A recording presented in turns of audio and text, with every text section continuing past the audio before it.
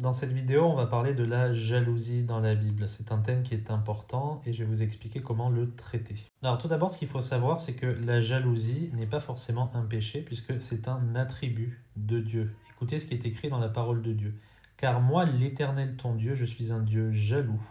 Car l'Éternel ton Dieu est un feu dévorant, un Dieu jaloux. Jaloux dans quel sens? Eh bien parce qu'il a un amour passionné pour Israël, qu'il considère comme son épouse. Il ne veut pas qu'elle se tourne vers l'idolâtrie, c'est tout à fait normal. C'est comme un mari qui est jaloux pour sa femme. Il a tout à fait raison de ne pas vouloir que sa femme se tourne vers d'autres personnes. Et idem pour la femme envers son mari. A l'inverse, la jalousie humaine, elle est quasi systématiquement pécheresse et mauvaise, comme la colère de l'homme. Je vais vous lire 3 versets. Proverbe 14, un cœur calme est la vie du corps, mais l'envie ou la jalousie est la carie des os. Galates chapitre 5, versets 19 à 21, rappelez-vous, ça parle des œuvres de la chair et la jalousie en fait partie. On rappelle aussi que la chair n'héritera pas du royaume de Dieu. Quel intérêt avons-nous donc à marcher selon la chair? Aucun. Marchons plutôt selon l'esprit.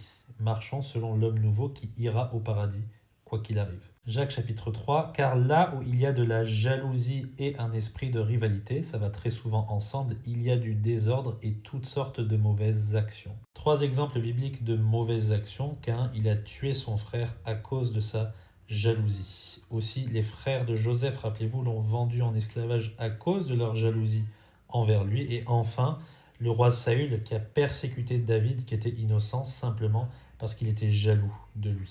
Maintenant, comment est-ce qu'on va traiter ça? Eh bien, je vais vous donner 4 points. Premièrement, on doit reconnaître que c'est un péché et on doit le confesser. Si nous confessons nos péchés, il est fidèle et juste pour nous les pardonner et pour nous purifier de toute iniquité. Deuxièmement, l'amour et la gratitude sont les meilleurs remèdes à la jalousie. Rappelez-vous ce que la Bible dit, l'amour n'est point envieux. Et qu'est-ce que nous dit l'apôtre Paul en Philippiens chapitre 4? Que il a appris à être dans l'abaissement, mais aussi à être dans l'abondance. En tout et partout, j'ai appris à être rassasié et à avoir faim, à être dans l'abondance et à être dans la disette, parce que nous pouvons tout par Christ qui nous fortifie. Quand on aime notre prochain, on se réjouit pour lui, on se réjouit de son succès. On ne cherche pas à avoir la même chose que lui systématiquement. Ce qui nous amène au 3e point, tout vient de Dieu, toute grâce excellente et tout don parfait descendent d'en haut du Père des Lumières.